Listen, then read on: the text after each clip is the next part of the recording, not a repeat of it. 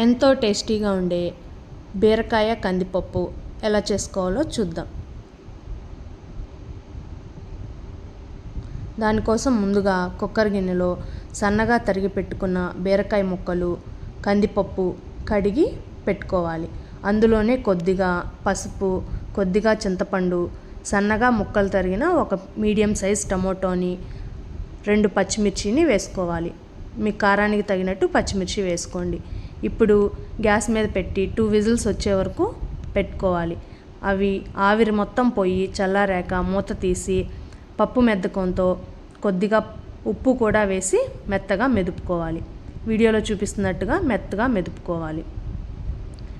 ఇప్పుడు పోపు కోసం ప్యాన్ పెట్టుకొని అందులో 2 టేబుల్ స్పూన్స్ ఆయిల్ వేసి, ఆయిల్ కాగాక కొద్దిగా ఆవాలు, కొద్దిగా జీలకర్ర, సన్నగా తరిగి పెట్టుకున్న ఆనియన్స్ని కూడా వేసుకొని కొద్దిగా కరివేపాకు కూడా వేసి బాగా ఫ్రై చేయాలి.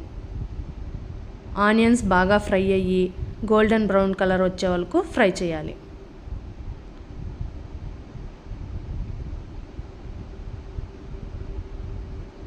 ఇప్పుడు పోపు బాగా వేగి ఆనియన్స్ కలర్ మారాక అవి తీసి ముందుగా వెనుపు పెట్టుకున్న పప్పులో వేసుకొని ఒకసారి బాగా కలపాలి. ఇప్పుడు 2 నిమిషాలు ఆ పప్పుని గ్యాస్ స్టవ్ మీద పెట్టి ఒక ఉడికాక స్టవ్ ఆఫ్ చేసుకొని సర్వ్ చేసుకొని తింటే ఎంతో టేస్టీ బీరకాయ పప్పు రెడీ.